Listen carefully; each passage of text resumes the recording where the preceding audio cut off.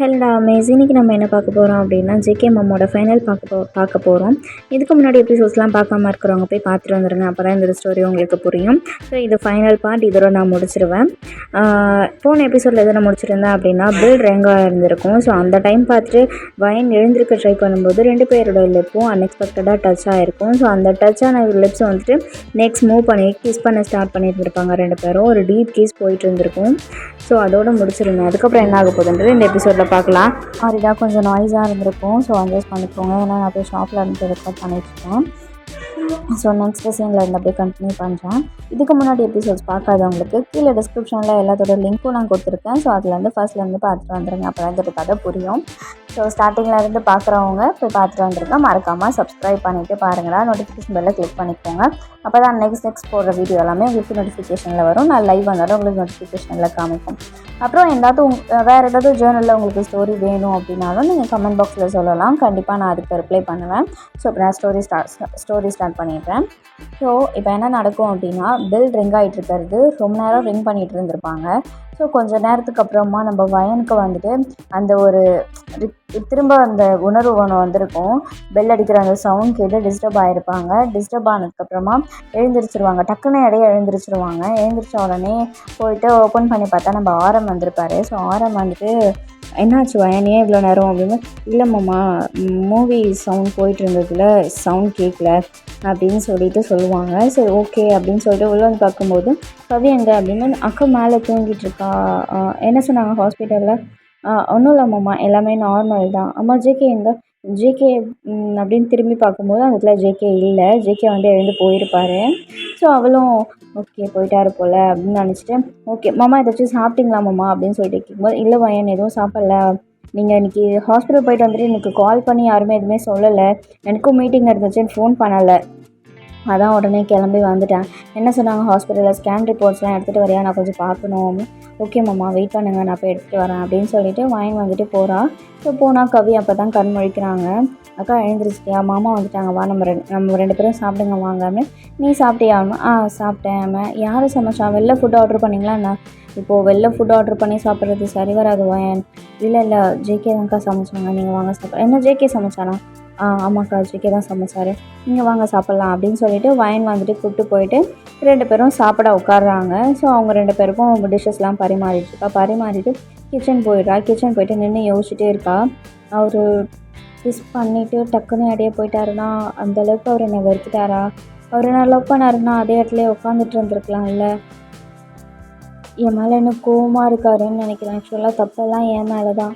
இது எப்படியாச்சும் நான் சரி பண்ணணும், இதை நான் எப்படி சரி பண்ண போகிறேன்னே தெரியல அப்படின்னு சொல்லிட்டு யோசிச்சுட்டு நின்றுட்டுருக்கான். அந்த சைட்லேருந்து பார்த்தோன்னா நம்ம கவி வந்து கூப்பிட்டுட்டே இருக்காங்க, வயன் அப்படின்னு சொல்லி கூப்பிட்டுட்டே இருக்காங்க.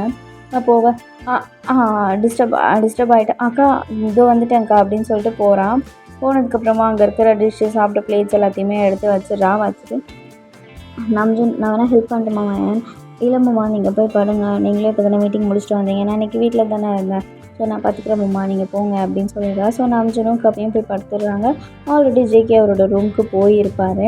ஸோ இப்போ என்ன நடக்குதுன்னா, அவள் போயிட்டு லாக் பண்ணிவிட்டு படுத்துடுறா. நம்ம வயன் லாக் பண்ணிவிட்டு அவளோட பெட்டில் படுத்து தூங்குறான்.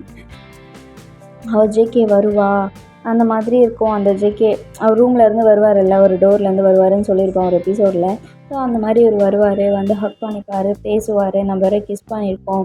ஸோ நம்ம அவர் மேலே கோவலாம் இல்லைன்றதை அவர் புரிஞ்சுப்பார் அப்படின்ற மாதிரி அவள் கெஸ் பண்ணிவிட்டு படுத்துட்டு இருந்திருப்பான். அவர் என்ன எழுந்து வந்திருக்கவே மாட்டார். ஸோ காலையில் ஒரு 8:30 போல் ஆயிருக்கும்.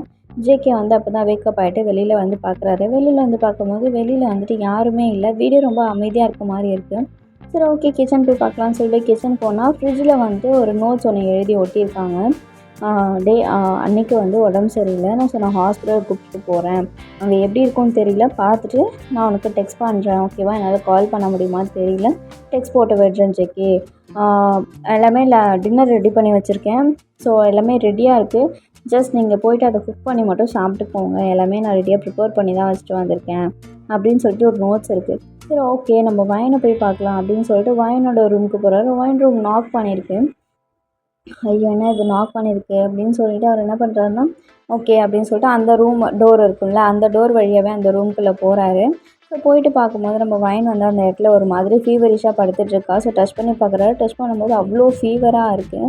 அவர் என்ன பண்ணுறாருனா கீழே போயிட்டு ஒரு கஷாயம் மாதிரி போட்டுட்டு அவளுக்கு தேவையான திங்ஸு, இந்த கோல்டான கிளாத்ஸு எல்லாத்தையும் எடுத்துகிட்டு வராரு. எடுத்துகிட்டு வந்து அவளோட நெத்தியில் வைக்கிறாரு.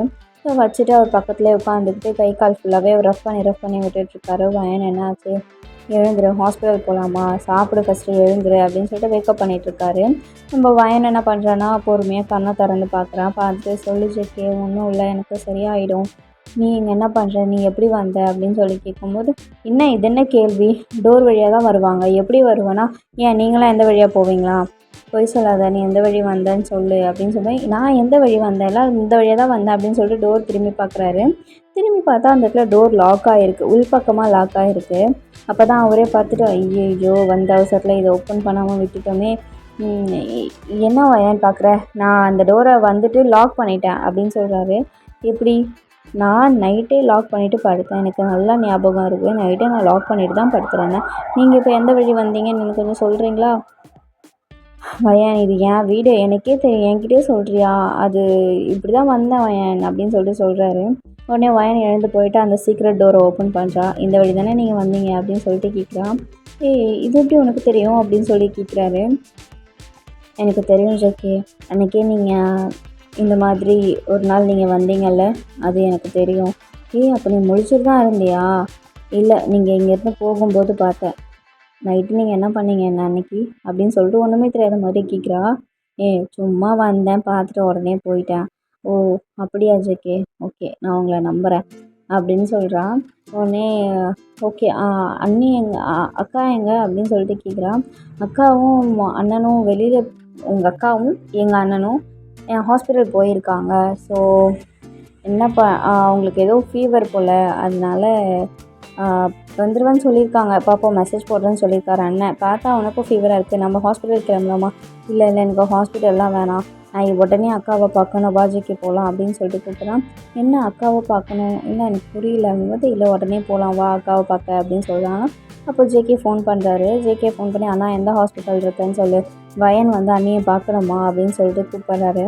அப்போ வந்துட்டு நம்ஜுன்னு சொல்கிறாரு, நாங்கள் இங்கே இல்லை, இந்தியா வந்துட்டோம்.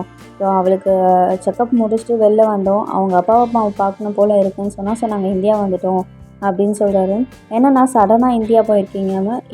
ஆமாண்டா, அவளுக்கு பார்க்கணும் போல் இருந்துச்சான், ப்ரெக்னன்சி டைமில் அவளுக்கும் அவங்க அம்மா அப்பா கூட இருக்கணும்னு ஆசை இருக்கும்ல, நான் தான் இங்கே கூப்பிட்டு வந்துட்டேன், நீயும் வயனும் அங்கே சேஃபாக இருங்க, கம்பெனிக்கு போ அப்படின்னு சொன்ன உடனே சரி ஓகே அண்ணா அப்படின்னு சொல்லிட்டு நம்ஜனோட ஃபோன் கால் கட் பண்ணிடுறாரு நம்ம ஜேகே. ஸோ நெக்ஸ்ட்டு வந்துட்டு வயன்கிட்ட சொல்லும்போது வயன் வந்துட்டு இல்லை நான் உடனே அக்காவை பார்க்கணும், வாங்க நாமளும் இந்தியா போகலாம் அப்படின்னு சொல்லிட்டு கூப்பிட்றான். என்ன வயன் லூஸ் மாதிரி பேசிகிட்டு இருக்கான், அண்ணாவும் இல்லை, இப்போ நாமளும் இல்லைன்னா கம்பெனியை யார் பார்த்துப்பா, யோசிச்சு பாரு அப்படின்னு சொன்னேன். அதெல்லாம் பார்த்துக்கிறதுக்கு ஆள் இருக்கும், அதான் நம்ம தயாங்கும் ஜிம்முன்னு இருக்காங்கள்ல, அவங்க பார்த்துப்பாங்க, வாமாம்மா போகலாம் அப்படின்னு சொன்னேன். என்ன சொன்னால் சாரி ஜிகே வா ஜிகே போகலாம் அப்படின்னு சொல்லிட்டு கூப்பிட்றான். சரி ஓகேன்னு சொல்லிட்டு 2 பேருமே அங்கேருந்து ரெடி ஆகுறாங்க. ஸோ ரெடி ஆகி இந்தியாவும் கிளம்பி வராங்க. ஸோ இந்தியா வந்துட்டு அவங்களோட ஊருக்கு போகும்போது அவர் ஃபஸ்ட் டைம் வயனை பார்த்துருப்பாள் ஒரு குளத்தில், அந்த குளத்துக்கிட்ட திரும்ப நின்று பார்த்துட்டே சிரிக்கிறாரு. சிரிக்கும்போது வயன் வந்துட்டு என்ன சிரிக்கிறீங்க அப்படின்னு சொல்லிட்டு கேட்குறா. ஒன்றும் இல்லை, உங்ககிட்ட ஒன்று சொல்கிறான்னா நீ கோவப்பட மாட்டேல்ல அப்படின்னு. என்ன சொல்லுங்கள், நான் கோவப்பட மாட்டேன் அப்படின்னு சொல்கிறான். அப்போ அவர் சொல்கிறாரு, இங்கே இருக்கல்ல இந்த ஒரு குளம் இருக்குல்ல, இந்த குளத்துல தான் நான் உன்னை ஃபர்ஸ்ட் டைம் பார்த்தேன், ஒரு மாதிரி ப்ளூ கலரில் ட்ரெஸ் போட்டுட்டு கையில் தாமரைப்பூவோட உள்ளே இருந்து எழுந்திரிச்சு வந்தேன், அந்த ஃபோட்டோ இன்னும் என்கிட்ட இருக்குது தெரியுமா, நீ என் ரூம்குள்ளே வந்து பார்த்தனா அது உனக்கு தெரிஞ்சிருக்கும். என்ன சொல்கிறீங்க, ஆமாம் என்னோடய ரூமில் பெருசாக அந்த ஃபோட்டோ இருக்கும், ஆனால் அது யாரும் என் ரூம்குள்ளே மேக்ஸிமம் யாரும் வரமாட்டாங்க, அதனால் நான் அதை ஹிடன் பண்ண மாதிரி அதை ஒட்டி வச்சுருக்கேன், எனக்கு எப்போல்லாம் உன் ஞாபகம் வருதோ அப்போல்லாம் நான் போய் அதை பார்த்துப்பேன். நீ என்னை ஃபர்ஸ்ட் டைம் பார்க்கும்போது நான் உன்னை ஏதோ ஒரு இந்த குழந்தைங்க பொம்மை கடையை பார்க்கும்போது நிற்குங்கள்ல, அந்த மாதிரி ஸ்டன்னாகி நின்றுட்டு இருந்தேன் வயன். அது இப்போ நினச்சாலே என் முகத்தில் ஒரு மாதிரி சிரிப்பும் வெட்கமும் வருது வயன். அன்றைக்கி நீ அவ்வளோ அழகாக இருந்த தெரியுமா, அந்த தாமரைப்பூ மேலே தண்ணியெல்லாம் ஒட்டியும் ஒட்டாமையும் நிற்கும்ல, அந்த மாதிரி நீ ரொம்ப அழகாக இருந்த. உன் மேலே இருந்து அந்த தண்ணிலாம் இருக்குல்ல, அப்படியே கொஞ்சம் கொஞ்சமாக அப்படியே உன் தலையிலேருந்து வடியும் போது பார்க்குறதுக்கு அவ்வளோ அழகாக இருந்த வயன் சொல்லும்போது, அப்போ தான் ஞாபகத்துக்கு ஐயோ சும்மாவே நான் பொறுக்கின்னு திட்டுவாளே அப்படின்னு சொல்லிட்டு திரும்பும்போது அவள் ஷை ஆகிறத பார்த்துறாரு. வயன் நீ ஷையானியா அப்படின்னு சொல்லிட்டு கேட்குறாரு. இல்லை இல்லையே, இல்லை நீ ஷையானை நான் பார்த்தேன் அப்படின்னு சொல்லிட்டு, டிரைவர் அண்ணா நீங்கள் பார்த்தீங்கல்ல வயன் ஷையானால, டிரைவர் அண்ணா நீ இல்லை தானே டிரைவர் அண்ணா அப்படின்னு சொல்லிட்டு 2 பேரும் மாற்றி மாற்றி கேட்குறாங்க. வா டிரைவர் நீங்கள் ஏதாச்சும் பண்ணிவிட்டு போங்க, எனக்கு ரோட்டை பார்க்கணுண்டா டே அப்படின்ற மாதிரியே ஒரு ரோட்டை மட்டுமே பார்த்து வண்டி ஓட்டிகிட்ருக்காரு. ஸோ அங்கேருந்து வயனோட வீட்டுக்கும் போகிறாங்க. ஸோ வயனோட வீட்டுக்கு போய் இறங்கினா வயனோட வீடியோ ஒரு மாதிரி டெக்கரேஷன் பண்ண மாதிரி இருக்குது. என்ன இது டெக்கரேஷன் மாதிரியே இருக்குது, என்னாச்சு வயன் அப்படின்னு சொல்லும்போது, தெரியலையே ஒரு வேளை கவி அக்காவுக்கு வளைகாப்பு வச்சுருப்பாங்களோ. வளைகாப்புனா அது பேபி வந்து 9 மந்த்தாக இருக்கும்போது அது இங்கே ஒரு சடங்கு மாதிரி செய்வாங்க. ஃபங்க்ஷன் மாதிரி ஆமாம் ஃபங்க்ஷன் மாதிரி செய்வாங்க.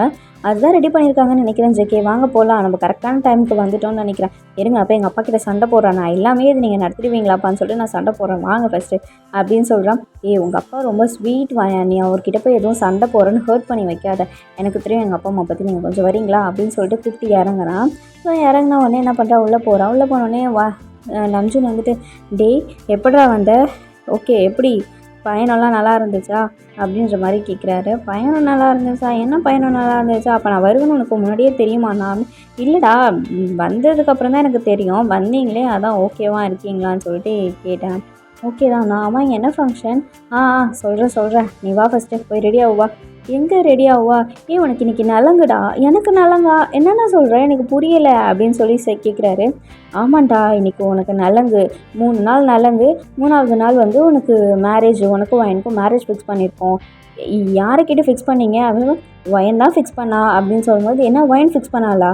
ஆமாண்டா வா ஃபஸ்ட்டு நலங்கு வைக்கணும்னு சொல்லிட்டு ஃபர்ஸ்ட் டே அன்றைக்கி நலங்கு வச்சு முடிச்சிடுறாங்க எல்லோரும். நம்ம வயன் வந்துட்டு ஜேகேவை பார்க்கவே இல்லை, ஜேகே வந்துட்டு வயனை பார்க்கல, ஏன்னா பார்த்துக்க கூடாதுல்ல, அதனால் அவங்க 2 பேருமே பார்த்துக்கல. ஸோ அன்றைக்கி ஈவினிங் போல் நம்ம தயாங்குஞ்சமனும் வராங்க. வந்துட்டு மச்சான் ஃபஸ்ட் டே நலங்கு செம்மையாகுது போலடா டேய், போகிறேன் உன் மூஞ்சில் சந்தனம்லாம் செம்மையாகுதுடா, சூப்பராக இருக்குடா டே. மூஞ்சில் ஃபுல்லாக சந்தனம் வைக்கிறது எதுக்கு தெரியுமா? கல்யாணத்தப்போ நம்ம முகம் நல்லா பல்லன்னு இருக்கணும் தான் வைப்பாங்களாண்டா. மச்சான் சொல்லி எனக்கு கொஞ்சம் சந்தனம் கொடுக்க சொல்கிறேன், உன் கல்யாணத்தில் நானும் நல்லா பல்லன்னு இருக்கணும்ல. ஆமாம் மச்சான் நாங்களும் இருக்கணும்ல 2 பேரும், எங்கள் 2 பேர் ஆளும் ஆந்தவே மச்சான் அப்படி என்னடா சொல்கிறீங்க, எனக்கே இங்கே ஒன்றுமே புரியல, நீங்கள் வந்து உங்கள் ஆளுங்க ஆந்தவேன்றீங்க, என்னடா நடக்குது இங்கே? ஃபஸ்ட்டு நான் வயன்கிட்ட பேசணும்டா, அவள் எப்படி என்னை கல்யாணம் பண்ணிக்க ஒத்துக்கிட்டான்னு நான் கேட்கணும் அப்படின்னு சொல்கிறாரு. மச்சான் இப்போ உன்னை பார்த்துக்க விட மாட்டாங்க, இப்போ பார்த்துக்க விட மாட்டாங்க, ஆனால் நைட் டைம் எல்லாம் தூங்கிடுவாங்கல்ல, அப்போ நான் போய் அவளை பார்த்துக்கிறேன் அப்படின்னு சொல்லிட்டு ஜேகே ஒரு முடிவுக்கு வராரு. ஸோ அன்றைக்கி நைட்டு எல்லோரும் தூங்கிறதுக்கு அப்புறமா நம்ம வயன் ரூம்குள்ளே ஜேகே போகிறாரு. ஜேகே போயிட்டு வயன் அவன்கிட்ட கொஞ்சம் பேசணும் அப்படின்றாரு. மாமா இது வந்தாலும் ஒரு நாளைக்கு பேசிக்கலாமா அப்படின்னு சொல்லி ஏன் என்னாச்சு இப்போ பேசினா அவனுக்கு என்ன? இல்லை எனக்கு ஒரு மாதிரி டயர்டாக இருக்குது, நம்ம நாளைக்கு பேசிக்கலாமா? இல்லை வயன் எனக்கு இப்போவே பேசணும், யாருக்கிட்ட இந்த அரேஞ்ச்மெண்ட்ஸ்லாம் அவங்க பண்ணிகிட்ருக்காங்க அப்படின்னு சொல்லிட்டு கேட்குறாரு. ஏன் என்ன உங்களுக்கு ஏதாச்சும் பிரச்சனையா? உங்களுக்கு எனக்கு கல்யாணம் பண்ணிக்க விருப்பம் இல்லையா அப்படின்னு சொல்லிட்டு வயன் கேட்குறான். வயன் உனக்கு எனக்கு கல்யாணம் பண்ணிக்க விருப்பம் இருக்குது, இல்லை எனக்கு உனக்கு கல்யாணம் பண்ணிக்க விருப்பம் இருக்குன்றதெல்லாம் வேறு, நமக்குள்ளே தான் எல்லாம் முடிஞ்சிருச்சு, இல்லை எதுவும் இல்லைன்றத மாதிரி ஆயிடுச்சு, அப்போ எதுக்கு இப்போ தேவையில்லாமல் இதெல்லாம் அரேஞ்ச் பண்ணிகிட்ருக்காங்க, உனக்கு இதில் ஓகேவா அப்படின்னு சொல்லிட்டு கேட்குறாரு. எனக்கு இதில் சம்மதம், உங்களுக்கு ஓகே இல்லையா? எனக்கு ஓகே இல்லை. என்ன தப்பாக நினச்ச ஒரு பொண்ணு, என்னை ப்ரூஃப் பண்ணுறதுக்கு எனக்கு ஒரு சான்ஸ் கூட கொடுக்காத பொண்ணு நீ, உனக்கு கல்யாணம் பண்ணிக்கிட்ட நல்லா சந்தோஷமாக வாழ முடியும்னு எனக்கு தோணலை வயன். இதை இப்போவே கால் ஆஃப் பண்ண சொல்லு. இப்போ நீ இதை ஸ்டாப் பண்ண சொல்கிறியா, இல்லை நான் ஸ்டாப் பண்ண சொல்லட்டுமா? மாமா நீ என்ன சொல்கிற? உனக்கு என் கூட வாழ விருப்பம் இல்லையா? இல்லை வயன், எனக்கு உன் கூட வாழ்கிறதுக்கு கொஞ்சம் கூட விருப்பம் இல்லை, ஒரு துளி கூட விருப்பம் இல்லை, 0.001% கூட எனக்கு உன் கூட வாழணுன்ற ஆசை இல்லை. யாரோ பண்ண தப்புக்காக இப்போ வரைக்கும் நான் உன்கிட்ட கெட்ட பேர் வாங்கிட்டுருக்கேன், அதை உன்கிட்ட சொல்லி புரிய வைக்கிறதுக்கு கூட நீ ஒரு சான்ஸ் கொடுக்கல, அட்லீஸ்ட் நீ அதை ட்ரை கூட பண்ணலை. உன்ன மாதிரி ஒரு பொண்ணை கல்யாணம் பண்ணிக்கிட்டு வாழ்கிறதுக்கு எனக்கு விருப்பம் இல்லை வயன், அவ்வளோதான். இப்போது நாளைக்கு நீயாவே இதை சொல்லி, ஏன்னா நான் தப்பான பையன்றது உனக்கு தெரியும், நான் தப்பான பையன்தான் போதுமா? நான் ஏற்கனவே லூசி கூட பண்ணிகிட்டு இருந்தது எல்லாருக்கிட்டையும் நீ சொல்லி இப்போவே இந்த கல்யாணத்தை நீ ஸ்டாப் பண்ணுற, புரியுதா? இல்லைனா நான் ஸ்டாப் பண்ண வேண்டியதாக இருக்கும் அப்படின்னு சொல்லிட்டு அந்த ரூமை விட்டு போயிடுறாரு. ஸோ வயனுக்கு ஒரே அழுகையாக வருது. வயன் அங்கேயே உட்காந்துட்டு அழுகுறான். இல்லை ஜெகே, இல்லை நான் உன்னை புரிஞ்சுக்கிட்டேன், நீ என்ன தப்பு பண்ண? நீ எதுவும் பண்ணலை, நான் தான் தப்பு பண்ணிட்டேன், நான் தான். நீங்கள் நின்று இருந்துக்குனா நான் பேசுகிறதையாச்சும் கேட்டிருப்பல, வேகமாக போயிட்டல்லடா, என்னால் இந்த கல்யாணத்தை நிறுத்த முடியாது. ஏன்னா நான் உனக்கு கல்யாணம் பண்ணிக்கணும். உனக்கு என்ன வேணான்னா, நான் உனக்கு கல்யாணம் பண்ணிக்க விருப்பம் இல்லைன்னா இதே இந்த கல்யாணத்தை நிறுத்திக்கோ அப்படின்னு சொல்லிட்டு நீங்கள் அப்படியே உட்காந்துடுறீங்க. ஸோ நெக்ஸ்ட் டே மார்னிங் எழுந்திரிச்சு ஃபஸ்ட்டு உங்களுக்கு தான் நலங்கு ஸ்டார்ட் பண்ணுறாங்க. ஸோ உங்களுக்கு நலங்கு வச்சு முடிச்சிட்டாங்க. நீங்கள் சந்தோஷமாகவும் இல்லாமல் உள்ளார அழுதுகிட்டு வெளியில் சந்தோஷமாக இருக்க மாதிரி ஆக்ட் பண்ணிகிட்ருக்கீங்க. ஸோ அவங்க எல்லாருமே உங்களுக்கு ஃபர்ஸ்ட் நலங்கு வச்சு முடிச்சிடுறாங்க. ஸோ நீங்கள் ரூமுக்கு போனதுக்கப்புறமா ஜேகேக்கு நலங்கு வைக்க ஸ்டார்ட் பண்ணுறதுக்காக ஜேகேயை கூப்பிட்டு வந்து உட்கார வச்சு நலங்கும் வைக்கிறாங்க. ஸோ நலங்கு ஃபுல்லாக முடிக்கிற வரைக்கும் அமைதியாக இருந்த ஜேகே நலங்கு முடிச்சதுக்கப்புறமா, இங்கே ஒரு நிமிஷம் எல்லோரும் இங்கே நில்லுங்க, இந்த கல்யாணம் நடக்காது, ஸோ எல்லாருமே போயிட்டு வாங்க அப்படின்னு சொல்லிடுறாரு. ஸோ ஒரு ஆரம்க்கு ஒன்றுமே புரியல. ஆரம் என்ன பண்ணுறாருன்னா, அவர் போய் பலார்னு கணக்குலேயே அரைஞ்சிட்டு என்ன என்ன என்ன பேசுகிற ஜிகே நீங்கள்? ஒரு பொண்ணோட வாழ்க்கை இது, புரியுதா அண்ணா? ஒரு பொண்ணோட வாழ்க்கைன்னு அந்த பொண்ணை பற்றி யோசிக்கிறீங்களே, உங்களோட சொந்த தம்பினா என்னோடய வாழ்க்கையை பற்றி யோசிச்சிங்களாண்ணா அப்படின்னு சொல்லிட்டு கேட்குறாரு. ஸோ அப்போது வயன் வந்துட்டு வெளியில் வந்து பார்க்குறா. அரைகிற சத்தம் கேட்ட உடனே ஏதோ நடக்குது அப்படின்ற மாதிரி வெளியில் வந்து பார்க்குறான். ஸோ பார்த்த உடனே அதுவும் நிற்கிறாளே வயன், அவள் என்னை தப்பாக நினச்சிட்ருக்கானா? இப்போ வரைக்கும் ஒரு தப்பாக நினச்சிட்ருக்கா ஒரு பொண்ணு கூட என்னை வாழ சொல்கிறீங்களா அப்படின்னு சொல்லிட்டு கேட்குறாரு. இதுக்கு யாருக்கிட்டையுமே ஆன்சர் இல்லை, அமைதியாக இருக்காங்க. ஸோ அப்போது நம்ம நம்ஜுன் வந்துட்டு திரும்பவும் ஒரு அரைகிறாரு. அரைஞ்சிட்டு, உனக்கு என்னடா தெரியும் அவளை பற்றி? இந்த கல்யாணத்தை ஏற்பாடு பண்ண சொன்னதே பயன்தான் தெரியுமா அப்படின்னு சொல்லிட்டு கேட்குறாரு. என்னடா சொல்கிற அப்படின்னு சொல்லிட்டு கேட்கும்போது, பயன் எல்லாத்தையுமே தெரிஞ்சுக்கிட்டாளா? அவள் தான் என்கிட்ட வந்துட்டு, அம்மா நான் நிறைய தப்பு பண்ணிட்டேன், எனக்கும் ஜேகேக்கும் நடுவில் இருந்த பெரிய விரிசலுக்கு முக்கிய காரணமே நான் தான். அன்றைக்கே அது ஜேகே தானே நான் கன்ஃபார்ம் பண்ணியிருந்தேன்னா எல்லோரும் நானும் ஜேகேவும் கல்யாணம் பண்ணிட்டு சந்தோஷமாக வாழ்ந்துட்டு இருந்திருப்போம். இவ்வளோ பிரச்சனைக்கு காரணம் நான் மட்டும்தான். இது அவன் தனியாக இருந்துட்டு எவ்வளோ நாள் இவ்வளோ கஷ்டப்பட்டிருப்பான். நீங்கள் உடனே நாளைக்கு காலையில் அக்காவையும் கூப்பிட்டுக்கிட்டு இந்தியா போங்க. இந்தியா போய்ட்டு எனக்கும் ஜேகேக்கும் கல்யாண ஏற்பாடெல்லாம் ரெடி பண்ணுங்கள். நான் எப்படியாச்சும் ஜேகேவை இங்கேருந்து அங்கே ஊருக்கு கூப்பிட்டுட்டு வந்துடுறேன் அப்படின்னு சொல்லிட்டு அவள் தான் இந்த ஐடியாவெல்லாம் சொல்லியிருப்பான். ஸோ அவரும் அதே மாதிரியே கிளம்பி இங்கே இந்தியா வந்துட்டு மேரேஜ் கிளம்பி ரெடி பண்ணியிருப்பார். ஸோ இதை சொன்ன உடனே ஜேகே என்ன பண்ணியிருப்பாருன்னா திரும்பி பார்ப்பார். திரும்பி பார்த்தா அந்த இடத்துல வயன் வந்து அழுதுகிட்டே நின்றுட்டு இருந்திருப்பா. இப்போ என்ன சொல்ல போகிறானோ அப்படின்ற மாதிரி பார்த்துட்டே நின்றுட்டுருப்பா.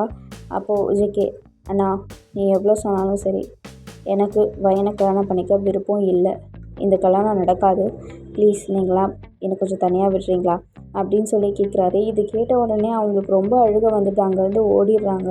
ஓடின உடனே ஜேகே அப்படியே எட்டி பார்க்குறாரு. ஓனதை பார்த்துட்டு, சாரி இந்த கல்யாணம் கண்டிப்பாக நடக்கும், எல்லாருமே இந்த கல்யாணத்துக்கு நிச்சயமாக வந்துடுங்க. ஜஸ்ட் இதை நான் அவனை ஹர்ட் பண்ணிகிட்டே இருந்தால, அதனால் அவளை சும்மா ஒரு 2 டேஸ்க்கு ஹர்ட் பண்ணலான்றதுக்காக தான் இதை நான் பேசினேன். ஸோ நீங்கள் யாரும் தப்பாக எடுத்துக்காதீங்க, ஐம் எக்ஸ்ட்ரீம்லி சாரி அப்படின்னு சொல்லிட்டு, அண்ணா டே வலிக்குதுடா அப்படின்னு, சாரிடா கொஞ்சம் உணர்ச்சி வசத்தில் அடிச்சிட்டேன்டா அப்படின்னு சொல்கிறா. அப்போ கவி வந்துட்டு, அட பாவீங்களா, அவன் ஒரு பிளான் போட்டா நீங்கள் ஒரு பிளான் போடுறீங்களே. ஆமாம், அவன் தங்கச்சி வந்துட்டு கோச்சிக்கிட்டு என் தம்பிக்கிட்ட சண்டை போட்டு போயிடுவாளாம். திரும்ப அவன் நல்லவன் தெரிஞ்சோடனே திரும்ப அவன் வந்து ஓகேன்னு சொன்னோடனே என் தம்பி கல்யாணம் பண்ணிக்கணுமா? உன் தங்கச்சி எப்படி உனக்கு கெத்தோ அதே மாதிரி என் தம்பி எனக்கு கெத்துடி. இங்கே பார்த்தீங்களா, உங்கள் தம்பி என் தங்கச்சின்னு பிரித்து பேச ஆரம்பிச்சிட்டிங்களா நீங்கள்? ஜேகே, நான் எப்படா உன்னை தம்பியாக பார்த்துருக்கேன், என் மகனை தானடா பார்த்துருக்கேன். ஐயோ அண்ணி எல்லாம் புரியுது, கொஞ்சம் வெயிட் பண்ணுங்களேன், அவளை ஒரு 2 டேஸ்க்கு அலைய விட்டுட்டு அதுக்கப்புறமா அவள் கையில் 3 முடிச்சு போட்டுடுறேன் அப்படின்னு சொல்லிட்டு சொல்லுவார். அதை கேட்டுனே அவங்க அக்காவுக்கு சந்தோஷம்.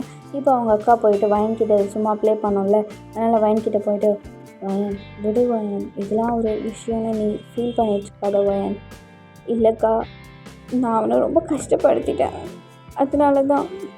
அவன் எவ்வளோ லவ் பண்ணான் தெரியுமா? இப்போ அவன் என்னை வெறுக்கிறான்க்கா. என்னை அவன் வெறுக்கிறதுக்கு நானே காரணமாயிட்டேன்க்கா.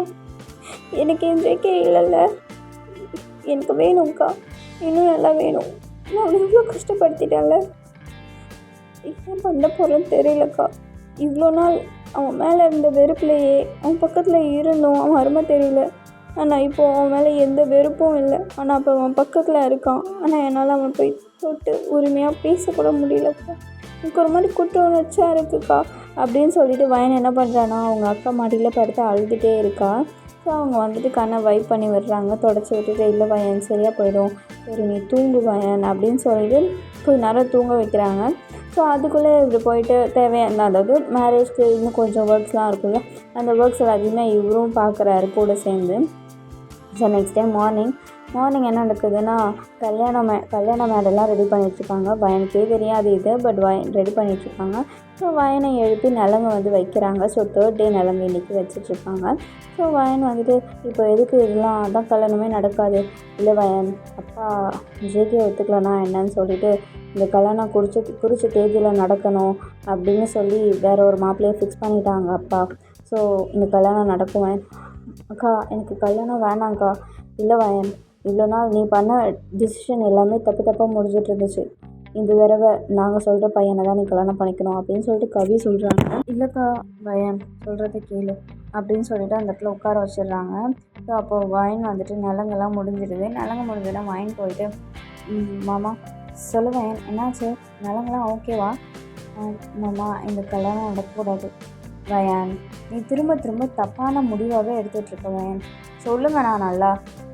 என்ன தான் நான் வயன் நினச்சிட்ருக்கேன். நீ முதல்ல என்ன தப்பாக நினச்சி என்ன பிரேக்கப் பண்ணேன். எனக்கு அதுக்கப்புறம் உன் கூட வாழ பிடிக்கல. என் லவ்வை புரிஞ்சுக்காதன்னு எனக்கு தேவையில்லைன்னு நினச்சேன். அதனால் உன்னை வேண்டான்னு சொன்னேன். இப்போ உங்கள் அப்பாவோ ஒரு நல்ல பையனை பார்த்துருக்காரு. ஒழுங்கு மரியாதை கல்யாணம் பண்ணிட்டு வாழ்க்கையை நடத்துகிற வேலையை பாரு அப்படின்னு சொல்லிட்டு சொல்கிறாங்க. ஸோ அப்போ நம்ஜன் என்ன பண்ணிடுறாருனா, சரி நீங்கள் பேசிகிட்டு இருங்க, எனக்கு கவி கூப்பிட்ற மாதிரி இருக்குது, நான் பையனை பார்த்துட்டு வந்துடுறேன்னு சொல்லிட்டு அவர் அங்கேருந்து எஸ் ஆகிடுறாரு. ஸோ அவர் போனதுக்கப்புறமா, டேய் என்ன உனக்கு பிடிக்கலையாடா, என்ன லவ் பண்ணலையா அப்படின்னு சொல்லிட்டு வயன் வந்து ஜேகே கிட்டே போகிறாங்க. ஜேகே, இங்கே பாரு வயன், உனக்கு இப்போ மேரேஜ் நடக்க போகுது. இன்றைக்கி நீ இந்த மாதிரி பண்ணிட்டு இருந்தா யாராச்சும் பார்த்தா நம்மள தான் தப்பாக நினைப்பாங்க. யார் வேணால் பார்க்கட்டும் இப்போ பாரு அவன் என்ன பண்ணுறேன்னு சொல்லிட்டு அப்படின்னு சொல்லிட்டு கிஸ் பண்ணுறாங்க. கிஸ் பண்ணும்போது அவர் என்ன பண்ணுறாருன்னா, வேணாம் கிஸ் பண்ணாத அப்படின்ற மாதிரி அவர் வந்து தடுத்துட்ருக்காரு. ஆனால் நம்ம வயன் வந்துட்டு விடாமல் வலுக்கட்டியமாக பிடிச்சி எழுதி கிஸ் பண்ணிகிட்ருக்காங்க. ஸோ அப்போ அவர், நான் லூசியை தான் விரும்புகிறேன், தயவு செஞ்சு நீ என்னை விட்டு போயிடு வயன் அப்படின்னு சொல்கிறாரு. ஸோ வயனுக்கு செம்மையாக போகும் வருது. பல்லார்னு ஒரு அறை. ஏய் என்னடி நினச்சிட்ருக்கீங்க, ஆளாளுக்கு என்னை அரைஞ்சிட்ருக்கீங்க, எனக்கு தான் உனக்கு எப்படி தெரியும், இங்கே பாரு எனக்கு நீ மட்டும்தான், என் கழுத்தில் நீ தான் 3 முடிச்சு போட்டுற, வேறு யாராச்சும் போட்டான் அதே இடத்துல அந்த நெருப்புலேயே அவன் தலையை முக்கி அவனை சாகடிச்சிடுவான் பார்ப்போம். இதுதான் ஃபைனல், இதுதான் என் முடிவு வயன். நீ ஆரம்பத்துலேருந்து தப்பாகவே முடிவு எடுத்துட்ருக்கடி. ஏய் என்ன தப்பு முடிவு எடுத்துட்டேன். இப்போ மேலே இருக்க பொசசிவ், எனக்கு நீ மட்டும்தான், எனக்கு மட்டும்தான், நீ இப்படிதா, வேறு எவனாச்சும் நீ கழுத்தில் தடுத்து கட்டினா அவ்வளோ தண்டை மகனே நீ அப்படின்னு சொல்லிட்டு அவன் செம்ம கோவமாக அந்த இடத்துல வந்து வயன் வந்து கிளம்பிட்டான். இவர் வந்து பின்னாடி நின்று சிரிச்சிட்டே இருக்காரு. பின்னாடி சைட்லேருந்து ஒரு குசுன்னு ரொமான்ஸ் பண்ணுற சவுண்டு 2 சைட்லேருந்து கேட்குது. என்னடா அப்படின்னு சொல்லிட்டு பின்னாடி போய் பார்த்தா, இந்த சைடு நம்ம ஜிம்மனும் வயனோட ஃப்ரெண்டும், இந்த சைடு ஜாஸும் தயாங்கும் நின்றுட்டு ரொமான்ஸ் பண்ணிகிட்ருக்காங்க. இந்த மாதிரி கொஞ்சிட்ருக்காங்க. என் சக்கரை கட்டி, என் தங்கம், என் பட்டு, என் புஜ்ஜிடி நீனு, புஜ்ஜிக்கிட்டே நீனு, என் பஞ்சு மிட்டாடி நீனு அப்படின்னு சொல்லிட்டு மாற்றி கொஞ்சிட்ருக்காங்க. இங்கே ஏன் கல்யாணத்துக்கு வந்தாங்களா, இல்லை இவனுங்க 2 பேரும் கல்யாணம் பண்ணிக்க வந்தானுங்க நான் தான் தெரியல. மச்சான் நீ கவலைப்படாத மச்சான், ஃபஸ்ட்டு உன் கல்யாணம், அப்புறம் தயாங் கல்யாணம், அப்புறம் தான் என் கல்யாணம். எருமை நீ தாண்டா வயசில் மூத்தவன், பரவாயில்லடா நான் பொறுமையாக கல்யாணம் பண்ணிக்கிறேன்டா அப்படின்னு சொல்லிட்டு ஜிம் ஒரு மாதிரி வெட்கப்பட்டே சொல்கிறாரு. டேய் எப்படியாச்சும் அவள் கழுத்தில் நான் தாலி கட்டணும்டா, ஆனால் அவள் நான் தானே அவளுக்கு தெரியக்கூடாதுடா, எதாச்சும் பிளான் பண்ணுங்கடா அப்படின்னு சொல்லிகிட்டே இருக்கும்போது வயன் வந்துட்டு பின்னாடி நின்றுடா. ஏண்டா டேய், இப்போ நீ தான் மாப்பிள்ளையா? ஐயோ கேட்டாளா, நான் தாண்டி மாப்பிள்ளை. ஆஹா பொறுக்கியாடா நீனு, பார்த்தியா திரும்ப பொறுக்கின்னு சொல்ல ஸ்டார்ட் பண்ணேன். நான் போய் உங்கள் அப்பா கிட்ட கேட்டக்கெல்லாம் நான் வேணான்னு சொல்கிறேன்னு சொல்லிட்டு இப்போ அவர் போகும்போது வயன் திரும்ப பிடிச்சி கிஸ் பண்ணிகிட்டே இருப்பான். ஸோ இது எல்லாருமே இவங்க 4 பேரும் இதை பார்த்துட்டு, ஐயோ அதே மாதிரி ஒருத்தர் கிஸ் பண்ணலாண்டி ப்ளீஸ் டி அப்படின்னு சொல்லிட்டு தயாங்க வந்து ஜாஸை கேட்குறாரு. ஜாஸ் வந்துட்டு, அடுத்தவங்க பார்த்து காப்பி கேட் மாதிரி காப்பி அடிக்காதுரா, நம்ம புதுசாக ட்ரை பண்ணலாம் அப்படின்னு சொல்லிட்டு அவங்க அந்த பக்கமும், ஜிமின் வந்துட்டு அப்படின்னு சொல்லிட்டு இவர் அந்த பக்கமும் தள்ளிட்டு போயிடுறாரு. ஸோ இதோட இந்த எபிசோடை நான் முடிச்சுக்கிறேன். ஸோ எப்படி இருந்துச்சு சொல்லி கமெண்ட் செக்ஷனில் சொல்லுங்கள். ஸோ இது ஃபைனல் பார்ட் முடிச்சிட்டேன். நெக்ஸ்ட் வந்து ஹாஸ்டல் அலப்பறைகள் OT7 சொல்லிட்டு ஒன்று ஸ்டார்ட் பண்ண போகிறேன். ஸோ அது ஜாலியாக இருக்கும், என்ஜாய் பண்ணி பார்க்கலாம். அது செம்ம காமெடி ஃபன்னாக போயிட்டுருக்கும். அது என்னைக்கு போடுவான்னு தெரியாது. ஸோ நெக்ஸ்ட்டு வந்துட்டு ஒரு 2 ஷாட் ஒன்று வரும். அதுக்கப்புறமா தான் அந்த ஹாஸ்டல் அலப்பறை நான் போட போகிறேன். ஸோ குக்கிக்கு வேறு பர்த்டே வருது. ஸோ பர்த்டேக்கு 1 ஷாட் ஸ்பெஷல் 1 ஷாட் ஒன்று இருக்குது. ஸோ மறக்காமல் பார்க்குறவங்க எல்லாமே நம்மளோட சேனலை சப்ஸ்கிரைப் பண்ணிக்கோங்க. அப்புறம் நமக்கு போர்ட்டல் டு ஃபேஷன்ஸ்னு சொல்லிட்டு ஒரு சேல்ஸ் பேஜ் இருக்குது. அந்த பேஜோட டிஸ்கிரிப்ஷனில் லிங்க் கொடுத்துருக்கேன். அந்த பேஜோட லிங்க்கு கொடுத்துருக்கேன். ஜஸ்ட் போய்ட்டு அதை ஃபாலோ மட்டும் பண்ணி விட்டுருக்கேன் இன்ஸ்டாகிராமில். Thank you all. Bye. Take care.